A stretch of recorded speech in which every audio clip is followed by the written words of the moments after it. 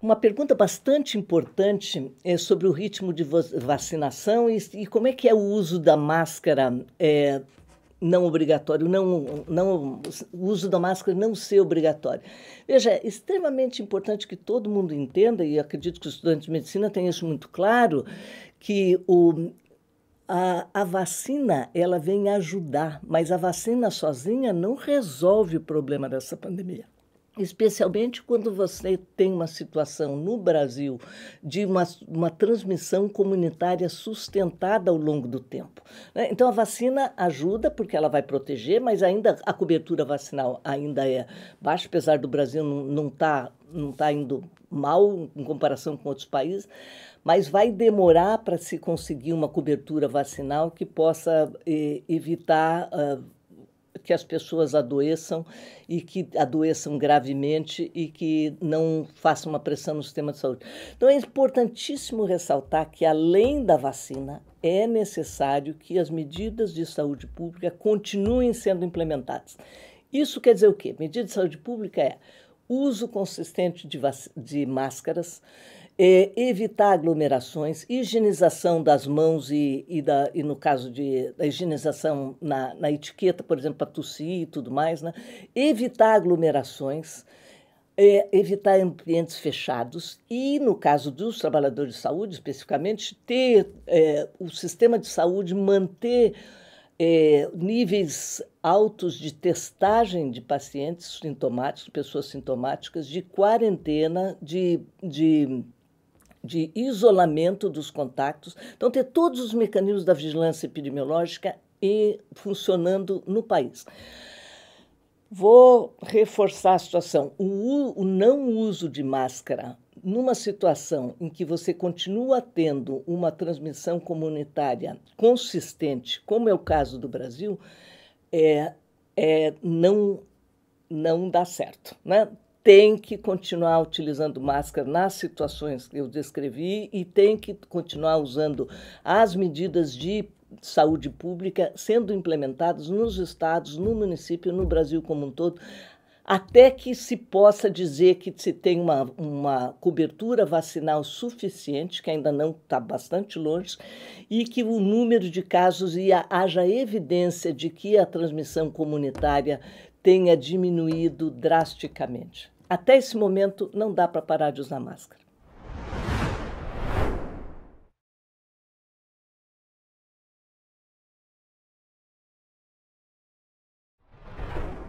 Uma outra pergunta bastante importante, porque se tem que considerar que a medicina nos últimos... Eu sou formada há 40 anos, estou falando para estudantes de medicina, né? Mais de 40 anos, na verdade. E há uma grande ênfase em que a medicina seja baseada em evidência, não em experiências pessoais dos médicos, né? Então, como é que essa evidência é formada? No caso da Covid, o ano passado, a gente não sabia quase nada quando começou, né? E, então, vários estudos começaram a ser feitos e a OMS coloca recomendações de uso ou não uso das diferentes drogas. Como é que a OMS faz essa decisão? A OMS faz uma análise rigorosa por meio de grupos de experts, não é só profissionais da OMS, mas grupos internacionais de experts, sobre, por exemplo, faz análise das meta-análises que estão publicadas, faz análise dos protocolos completos dos estudos randomizados controlados envolvendo as diferentes drogas, e aí é que um grupo de desenvolvimento das guias terapêuticas emite uma recomendação. No caso da hidroxicloroquina e da azitromicina, a recomendação saiu já ano passado e é bastante clara que elas não trazem nenhum benefício e podem, inclusive, por conta dos efeitos colaterais, a hidroxicloroquina causar mal ao paciente, né, por conta dos eventos adversos. No caso da ivermectina, mais recente, saiu a recomendação da OMS dizendo que há dados inconclusivos, não se pode dizer que a ivermectina funciona. Então, até o momento, o que a OMS está recomendando em relação à ivermectina é a utilização em ensaios clínicos, não na prescrição médica isolada. Aí você tem a responsabilidade de cada profissional de saúde, né? Eu acho que é importante, falando para estudantes de medicina, de que que a responsabilidade dos profissionais de saúde, em especial dos médicos que têm o poder de fazer a prescrição de medicamentos para pacientes, é que eles estejam usando a medicina baseada em evidência e que seja baseada nas recomendações mais recentes e usando aquilo que está comprovadamente, cientificamente publicado como funcionando, sendo eficaz contra essa doença ou aquela, e no caso da Covid-19, mais ainda, né? Por favor, a OMS tem posições bem claras, como eu falei, são transparentes e o processo de decisão é um processo altamente substanciado pela ciência.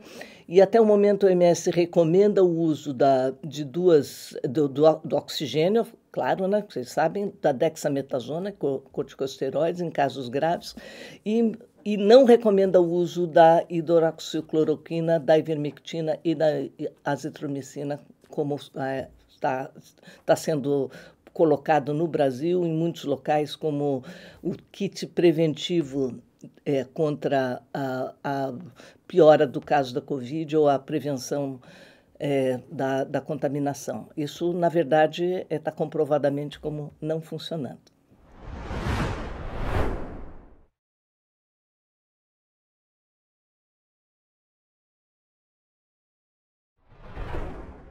Veja, a aceleração da cobertura vacinal no Brasil, ela depende de várias coisas. O Brasil é uma coisa muito boa de ser falada, porque o Brasil é um país no qual há uma recepção muito boa para a vacina em geral, né?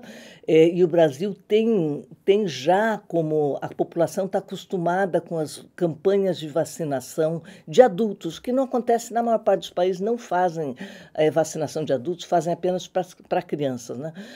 Então, quais são as medidas que seriam mais eficazes para acelerar a cobertura vacinal no Brasil? Primeiro, que as pessoas têm que ter confiança que a vacina funciona. E as vacinas que estão registradas na Anvisa no Brasil, deixar um depoimento de que a Anvisa, que é a agência sanitária brasileira, né, que regula a entrada no mercado de produtos de saúde, é uma agência que é reconhecida internacionalmente como sendo uma agência de alta qualidade. Então, as vacinas que estão recomendadas, que estão autorizadas pela Anvisa e que estão sendo utilizadas nesse momento, que são as vacinas da Sinovac, da Pfizer, agora mais recente, né, e da AstraZeneca, produzida pela Fiocruz, Sinovac, que é a produzida... Sinovac, desculpe, no Brasil se chama Coronavac, né? Sinovac é o produtor chinês, produzida pelo Butantan. Eu acho que isso é uma coisa extremamente importante que o Brasil está demonstrando para o mundo, porque como é importante ter produção local de vacinas e de medicamentos em geral. E o Brasil é um exemplo hoje, porque não sei se todo mundo sabe, mas o Brasil está nos 10 países que mais vacinaram a sua população nessa última semana. E isso por que acontece? Acontece porque existe produção local e teve preparação, e essa produção local está fornecendo vacinas que são autorizadas pela OMS, autorizadas pela Anvisa, que são vacinas que são eficazes e seguras contra a Covid. Então, a recomendação é confie na autorização da Anvisa. O governo está diversificando as vacinas que vão estar disponíveis. Recente começou a Pfizer, tem outros contratos que estão vindo. As vacinas a OMS tem 8 vacinas que estão autorizadas para uso emergencial, e a relação com a Anvisa é muito próxima na troca de informações para substanciar a avaliação da Anvisa quando da entrada de novas vacinas no elenco do Programa Nacional de Imunização.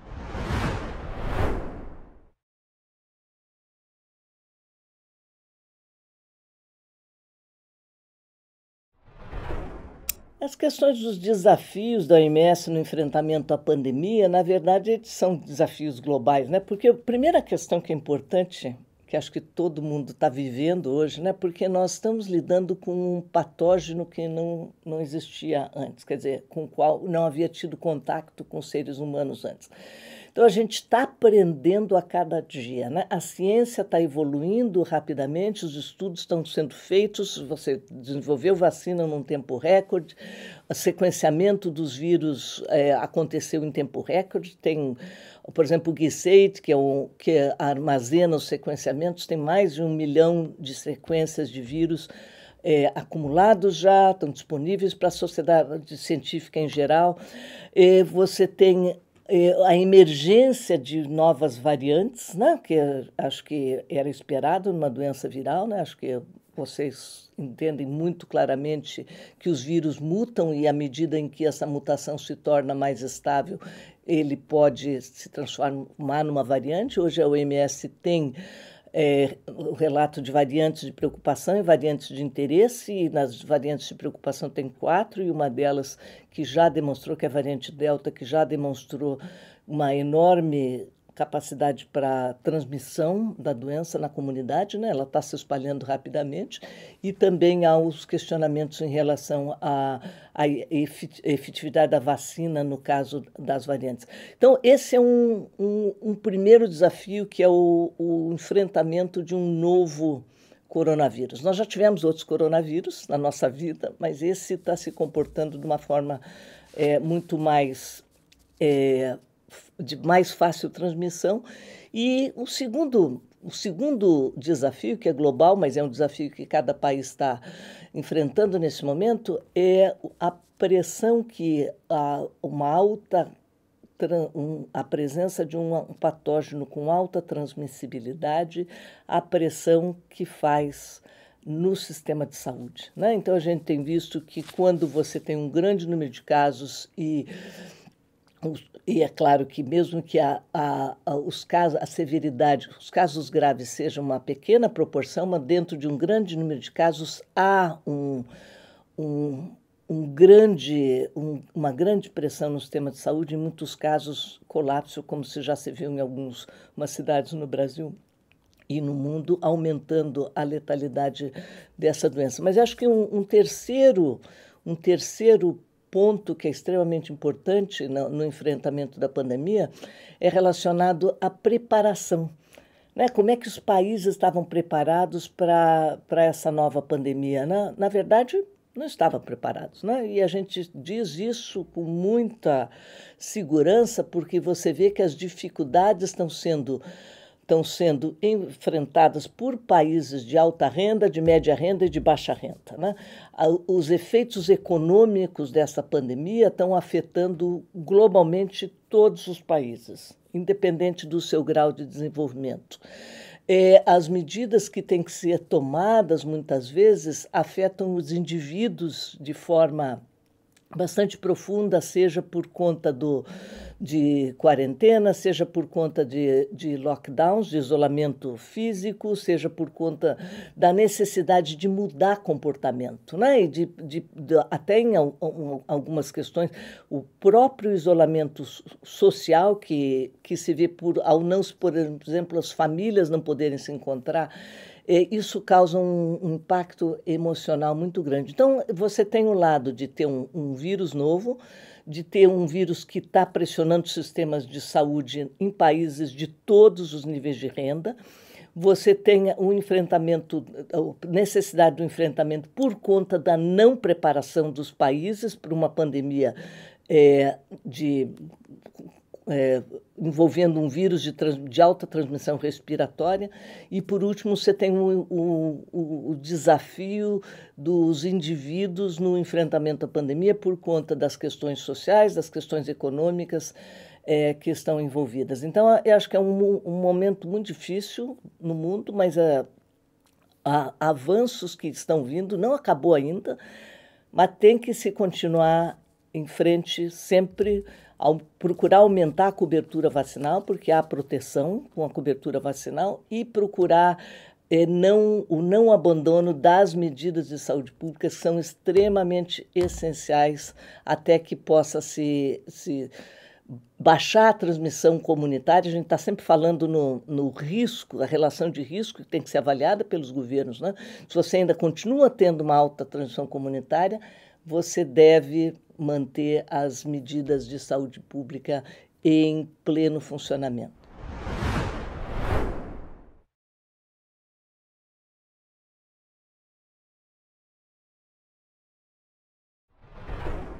Qual que é a resposta global quando a gente está falando sobre os países em geral não estarem preparados para essa pandemia e a futuras pandemias, né? Porque não é a primeira e não vai ser a última, né?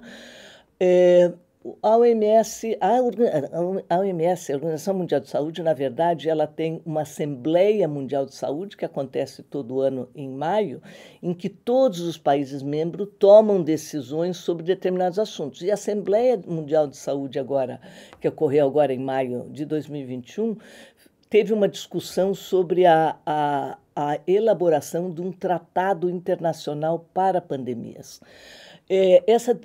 A resolução da OMS foi para continuar essa discussão, deve ter uma nova discussão em novembro esse ano, e a OMS entende que é absolutamente necessário que isso seja enfrentado pelos países numa forma de um tratado, de uma convenção. E eu cito aqui um outro exemplo, para as pessoas entenderem qual que é a diferença entre o que a gente tem hoje com o Regulamento Sanitário Internacional e qual que é a diferença, por exemplo, se você tiver um tratado internacional ou se tiver uma convenção internacional. Acho que o melhor exemplo que todo mundo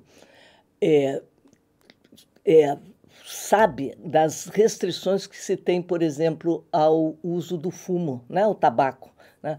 A convenção do tabaco, que já tem muitos anos, eu não lembro exatamente quantos anos, mas ela prevê que os países têm que tomar, países, empresas, que todo mundo tem que tomar determinadas atitudes, atividades, tem que ser proativo, instituir para os países, por exemplo, instituir leis que regulamentam o uso do tabaco, a não utilização, por exemplo, do tabaco em ambientes fechados, em restaurantes e tudo mais. Então, os países, por terem aderido a uma convenção, um tratado internacional, no caso do tabaco, eles são obrigados a tomar medidas que foram relacionadas na Convenção do Tabaco e que eles têm um prazo para que elas sejam tomadas. Então, isso ajuda muito porque os países se tornam responsáveis, os países e, como eu falei, as empresas, o setor privado, todo mundo é responsável por tomar medidas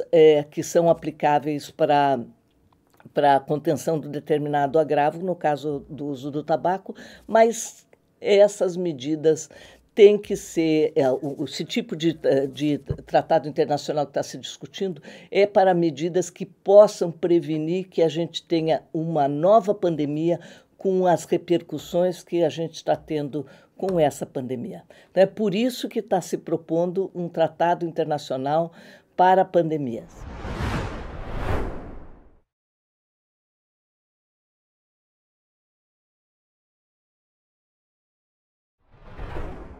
Uma pergunta muito importante é de que forma que os estudantes de medicina podem contribuir efetivamente para amenizar a situação sanitária. Eu acho que a primeira coisa, e acho que é extremamente importante, porque os estudantes de medicina, eles não chegam a ser estudantes de medicina por acaso.